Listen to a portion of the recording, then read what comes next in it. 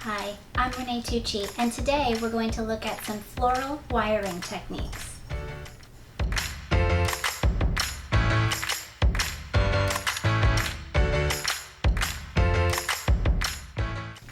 In floral design, mechanics are of such importance. We must put together our arrangements using the proper tools, techniques, and accessories to make sure that they stay together and look as beautiful as they need to for any event or occasion that they're being used for.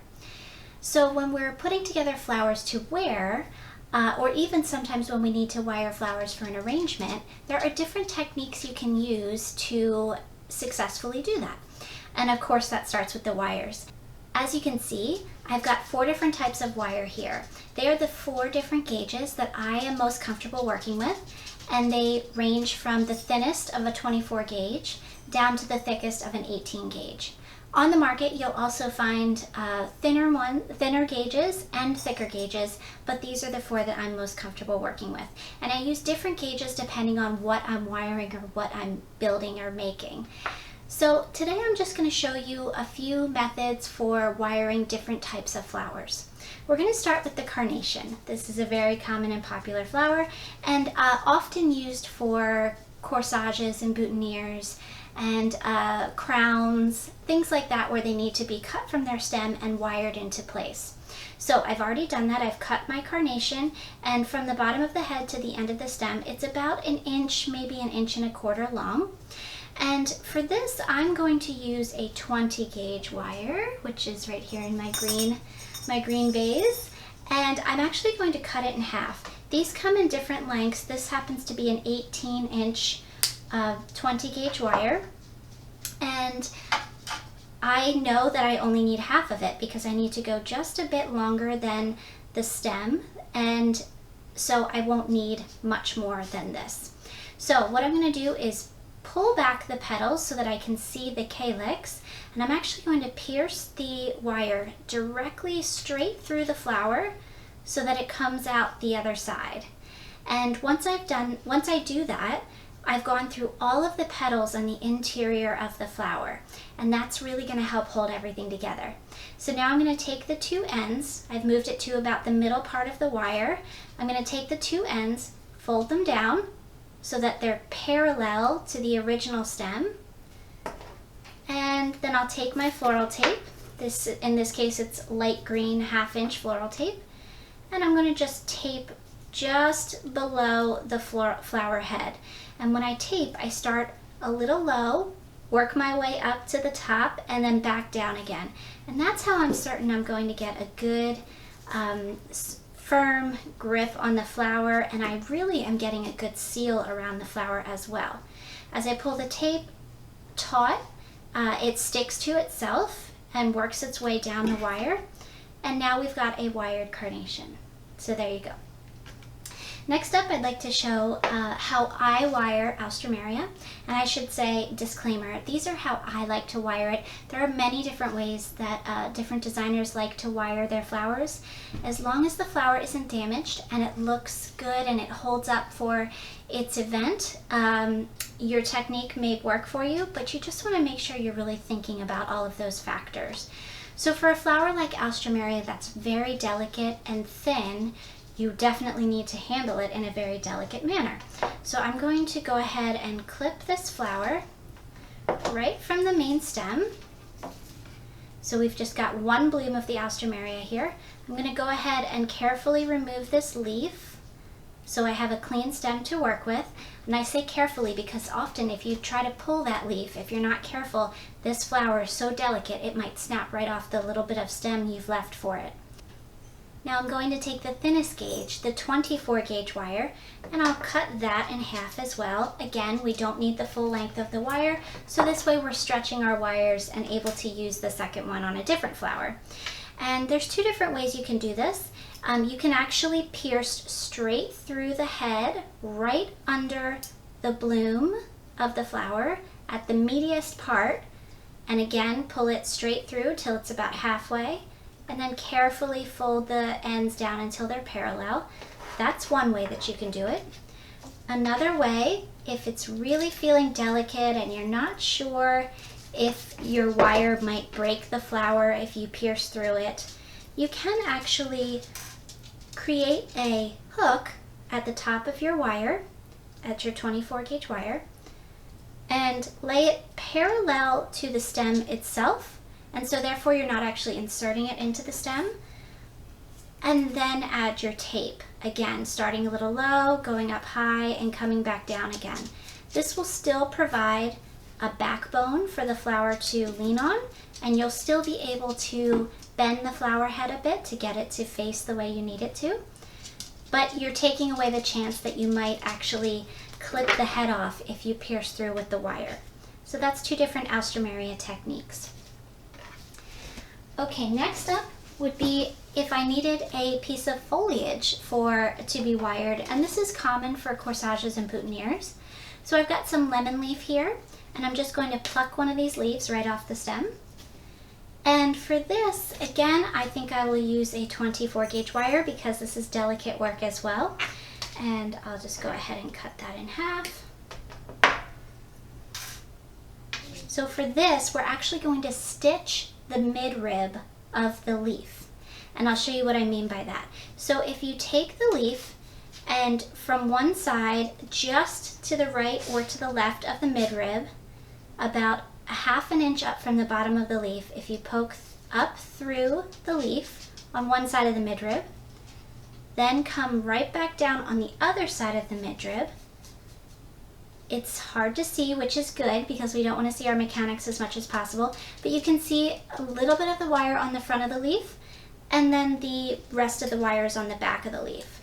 So we can take this wire now, bend it down parallel, and tape. And hopefully you've left yourself enough of a stem on the leaf that when you tape, you're able to grip the leaf and the wire. Get a nice taut tape going there. And now your leaf is wired and you're able to bend it and add it into your pieces. Next up, I have 3 different hook wiring techniques to show you. I'm going to start with this scabiosa. This is a really beautiful, delicate, fluffy flower. And again, I've gone ahead and cut it just about an inch and a half.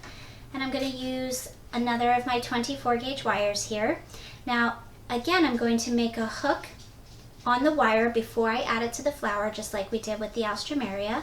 But this time I'm going to take the wire and I'm actually going to insert it from the top of the flower down into the flower head itself. And once I feel it start coming through, I can pull the other end and then carefully watch as that hook that I made in the beginning starts to bury itself down into the flower head. And so now I've got a nice tight grip on the flower itself with the hook that I've created. And with the tail, what's left of the wire, again, we'll just tape it.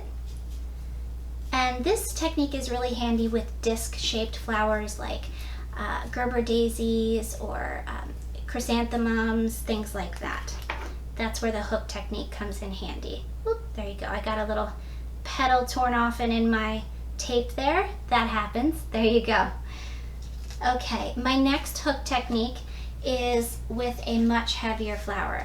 So this, of course, is a sunflower. I'm going to go ahead and help it real quick. I'm going to massage some of those petals back and open so we can let it be as showy as it wants to be. I'm going to go ahead and remove some of these leaves because they're just going to continue to degrade, and we're looking at the flower, not the leaves. So I'll take them away. Now, because this is such a heavy flower, it does sometimes want to droop before the flower has actually perished, and so we want to hold it in place. I'm going to go to my heaviest wire here. This is an 18 gauge wire. Cut this in half. Now, I'm not going to cut the flower, but you could. But typically sunflowers are used for arrangements or garlands, things like that, where you may need a bit more of the stem and you're just adding some reinforcement. So for this, I would actually take the wire and insert it right up into the head of the flower, just below where the flower head ends, and watch it come up through and back out the other side. So hopefully you can see that this wire has come back through the other side. Once it's up, I'm going to go ahead and make another hook. And now I'll come back down again and watch for that wire to just bury itself into the head of the sunflower. And then, of course, we'll tape to blend the wire in with the stem of the sunflower. Now, I don't recommend taping sunflowers unless you really need to, because of course we just like to see the beauty of their show. But sometimes it's necessary, especially in event work or sympathy work, where you really need the flower to face a certain direction and it has just grown a different direction and the sun isn't out to make it change. So sometimes we have to take nature into our own hands and tell the flowers who is boss. Okay, so there you go. Now I've got a wired sunflower and I feel pretty good about how that's going to hold up. Okay, and then our third hook method would be with this flower, and this is called a hypericum, and this is a multi-branched flower, so that's where the hook comes into play. I'm going to go ahead and cut this middle section out. For our example, this is all we need. This is what we're trying to wire to put into our flower to wear or our crown. So I'm going to work with, on this one, I don't need the heaviest gauge, I don't need the lightest gauge. I think I'll go with a 22 for this one. And it is a bit of a thinner stem. Again, we'll cut it in half. And this time I'm going to make a hook to begin with. And now I'm simply going to hook it over the stem itself. So I haven't inserted it into anything. I'm just hooking the branch of the stem that's coming off the main stem. And then of course we tape. And that will hold the hook into place. And there you have it. Now your hypericum is wired. Okay, let's look at the most popular flower to wire, and that would be the rose. So I've gone ahead and trimmed my stem already, again about an inch and a half, inch and a quarter. Now, many people like to, let me get a 20 gauge wire for a rose. That's my preferred gauge for a rose. Many people like to use the piercing method for a rose, and so in that case they'll take the wire and they will, and I'm going to go ahead and remove the lower leaves under the rose just so you guys can see what I'm doing here. So there we've got a clean rose head. Now many people will just take a wire and pierce right through and under the head, through the other side, horizontally.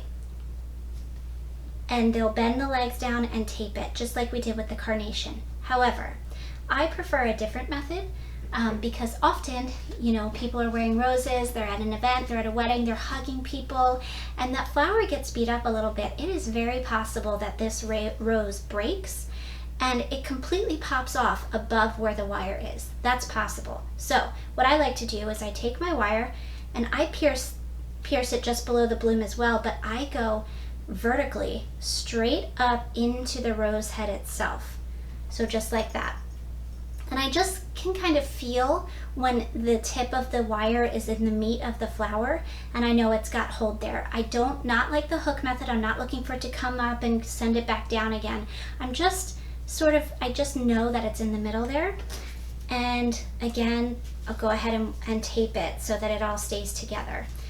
This assures me that even if the rose does get beat up during hugging and it wants to break, at least the wire within will keep it together, will keep the illusion that it's staying together. It may be broken in real life, but the wire will actually hold it in place. And for a wedding, that's good enough. That's all we need. So that's how I do my roses. And then one last technique I'll show you. This happens to be some painted solidago, but any sort of delicate flower, filler flower, baby's breath, wax flower, anything like that that you might be using, you can use this technique. So I'm going to go ahead and pluck off 4 or 5 of the florets here. I will clean them a bit just so that we're working. We always want to work with clean stems, especially when we're taping them, because you don't want any extra bulk in that tape area. It looks very unprofessional. So we've got our cluster of solidago here, and I'm just going to clip the ends so we're nice and clean ends here, and arrange them in a pleasing manner. So if you want some a little taller, some a little shorter, if you want to create sort of a rounded appearance, you can do all of that. And then I would take a 20 gauge wire, which I have here, and just like we did with the alstroemeria, I'm going to make a hook first and lay it parallel to our cluster and then tape. So this is cluster wiring. So we're just taking a cluster of flowers, putting them together, and then using the wire to hold all of them in place. The tape and the wire hold all of it in place and allow us to be able to manipulate it so that it can face whatever way we need it to in our piece that we're making. So that is some of my favorite wiring techniques. I hope I've inspired you and that you've learned a tip or technique, and I hope that you have a great day and go on and create.